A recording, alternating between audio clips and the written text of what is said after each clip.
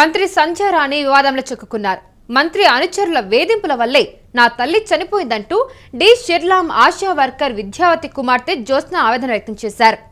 ఉద్యోగం కోసం మంత్రి సంధ్య రాణి కాళ్ల మీద పడినా కూడా కనికరించలేదని విద్యావతి కుమార్తె జ్యోత్స్న తెలపడం జరిగింది. వేధింపులు, ఉద్యోగం తీసేశారనే మానసిక వేదనతో హార్ట్అటాక్తో తల్లి చనిపోయిందని జ్యోత్స్న ఆవేదన వ్యక్తం చేశారు. పార్వతీపురం కలెక్టర్కు ఫిర్యాదు కూడా చేశారు జ్యోత్స్న. టీడీపీ నాయకులు దాకేటి గౌరు నాయుడు అలాగే డాక్టర్ హరికృష్ణ వేధింపుల వల్లే విద్యార్థి చనిపోయిందని కూతురు ఆరోపించారు. వారిపై ఎలాగైనా చర్యలు తీసుకోవాలని జ్యోత్స్న డిమాండ్ చేస్తూ ఉన్నారు. సో ఈ అంశానికి సంబంధించి పూర్తి వివరాలు అందించడానికి మా ప్రతినిధి రమేష్ లైన్లో ఉన్నారు. ఎస్ రమేష్, ఇంతకీ విద్యావతి ఏ విధంగా చనిపోయారో, ఆవిడ ఎలాంటి పరిస్థితుల్లో చనిపోవడం జరిగింది, ఇప్పుడు ఆవిడ కుమార్తె చేస్తున్న ఆరోపణల్లో నిజం ఎంత ఉంది? జ్యోత్స్న, మనం చూసుకున్నట్టయితే ఇప్పుడు మంత్రి గుమ్మడి సంధ్య రాణికైతే వరుస వివాదాలు చుట్టుముడుతున్నాయని చెప్పాలి. మొన్న తన కుమారుడి విషయంలోనే, అలాగే తన పర్సనల్ సెక్రటరీ విషయంలో కూడా వివాదం మొదలైంది. దీనికి సంబంధించి అప్పటికే మహిళలు అయితే పోలీసులకు ఫిర్యాదు చేయడము, దాంతో తన పిఏని తాను తొలగించడము, అదే విధంగా చంద్రబాబు టూర్ లో కూడా ఈవిడికి అంత ప్రాముఖ్యత లేకపోవడం కూడా కొంత వివాదానికి దారితీసిందని చెప్పాలి. అయితే దాని తదనంతరం నిన్న మనం ప్రజా సమస్యల పరిష్కార వేదికలో కూడా ఈ విద్యావతి కూతురు తన తల్లి చనిపోవడానికి మానసిక వేదానికి గురి చేసి చనిపోవడానికి కూడా కారణం మంత్రి సంధ్య రాణి తన అనుచరులు తెలుగుదేశం పార్టీ నాయకులని చెప్పి ఫిర్యాదు చేయడంతో మరొక్కసారి ఇప్పుడు వార్తల్లోకి నిలిచినట్టు అయింది జ్యోత్స్న.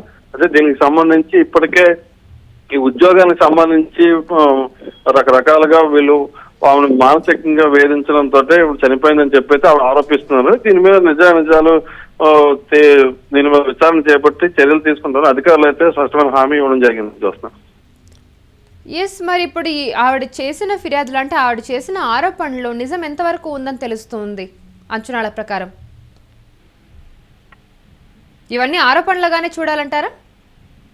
ప్రస్తుతానికైతే తెలుగుదేశం పార్టీ కుటుంబ నాయకులు అయితే ఆరోపణలు అనుకుంటున్నారు కౌశల్య. అయితే దీన్ని ప్రతిపక్షాలు కూడా ఒక ఆయుధంగా తీసుకుంటున్నాయి. మొన్న మంత్రి సంధ్య రాణి కుమారుడు విషయంలో కూడా ప్రతిపక్షాలకు ఒక ఆయుధం దొరికినట్టు అయింది.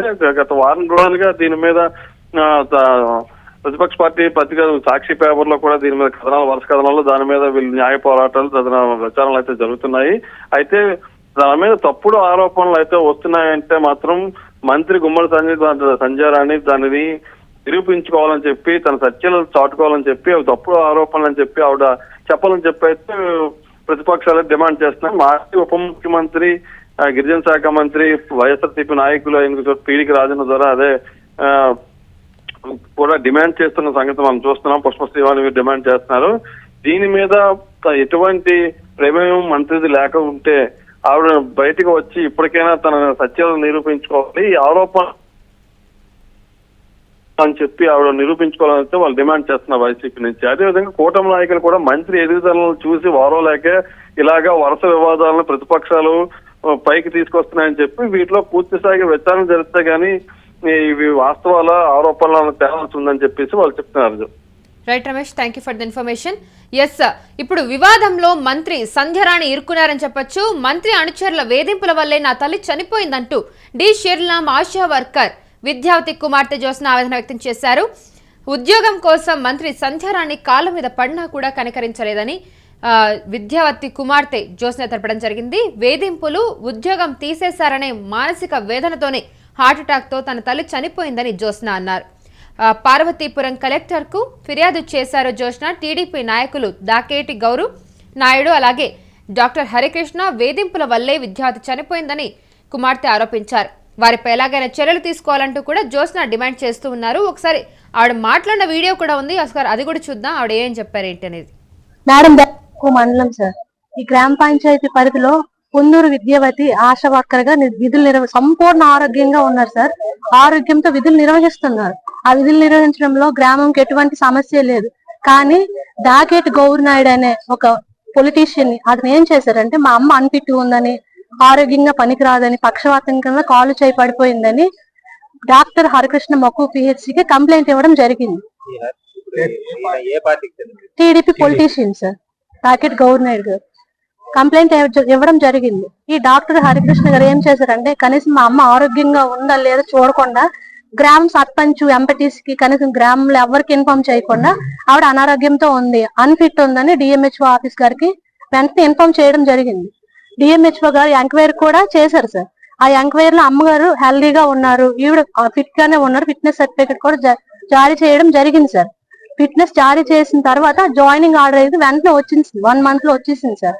ఈ వచ్చిన జాయినింగ్ ఆర్డర్ ని ఈ డాక్టర్ హరికృష్ణ ఉన్న డాకెట్ గౌడ్ నాయుడు వీళ్ళు పొలిటికల్ గా ఇతని మాట విని అసలు జాయినింగ్ ఆర్డర్ అమ్మకి ఇవ్వకుండా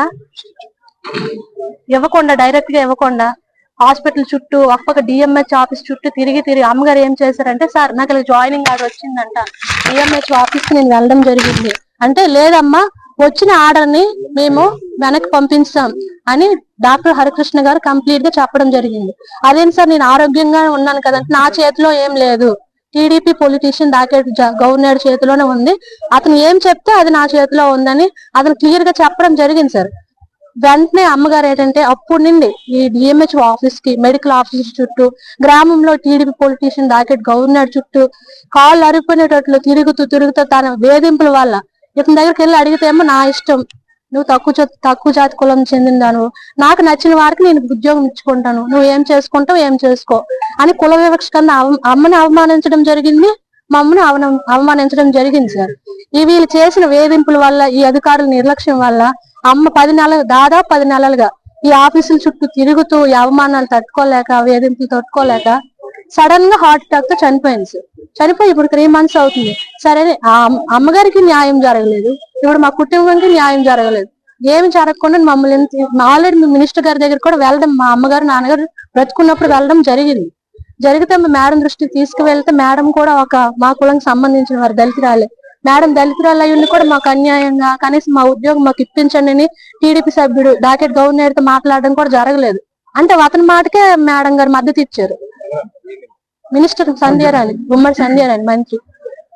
సో దయచేసి మా కుటుంబాన్ని న్యాయం జరగాలి, మా అమ్మకి న్యాయం జరగాలని నేను కోరుకుంటున్నాను సార్. మేము వెళ్ళడం సార్ జరిగింది సార్ టీడీపీ నాయకుడి దగ్గరికి, మాకు పిహెచ్సి కూడా వెళ్ళడం జరిగింది. వెళ్తే మాకు సంబంధం లేదు, మీకు మీ అమ్మగారు అన్ఫిట్ అని ఏ లెటర్ కంప్లైంట్ పెట్టారో ఏ నాయకుడికి పెట్టారో అతను ఒప్పుకుంటేనే మీకు న్యాయం చేస్తాము, అతను ఒప్పుకుంటే మీ అమ్మగారు నీకు ఉద్యోగం ఇస్తారని క్లియర్ గా చెప్పడం జరిగింది సార్. ఆ టీడీపీ సభ్యుడు అతని దగ్గర వెళ్ళాం సార్, మీ దిక్కుని దగ్గర చెప్పుకొని మీరు ఏం చేసుకోండి అయితే మీరు ఓట్లు వేయరు ఎలక్షన్ వచ్చినప్పుడు అని క్లియర్ గా మెన్షన్ చేయడం జరిగింది సార్. అతను ఇప్పుడు నా తల్లికి అన్యాయం జరిగింది సార్, వేధింపులు ముఖ్యంగా హెరాస్మెంట్ చేశారు సార్ డాక్టర్ హరికృష్ణ డాకెట్ గౌరనాయుడు. వీళ్ళు చేసిన వేధింపుల వల్ల మా అమ్మ హార్ట్ అటాక్ తో చనిపోయింది. మాకు జరిగిన అన్యాయం ఇంకే కుటుంబంకి జరగకూడదు. ఇలాంటి మాకు తెలిసి ఇంకా లేట్ అయింది సార్, మా అమ్మ చనిపోయి 3 నెలలు అవుతుంది. మాకు ఇలాంటి ఇది లేక సపోర్ట్ లేక ఏం చేయాలో తెలియక స్పందన కార్యక్రమం రావడం జరిగింది సార్. దయచేసి మా కుటుంబానికి న్యాయం చేయాలి. మా అమ్మకి మా అమ్మగారు చనిపోయింది కాబట్టి తను ఎవరెవరు ఈ విషయంలో కారకులు అయ్యారో వాళ్ళని కఠినంగా శిక్షించాలని మేము అనుకుంటున్నాం. నా పేరు జోష్ణ కుమార్ సార్, పొందూరు.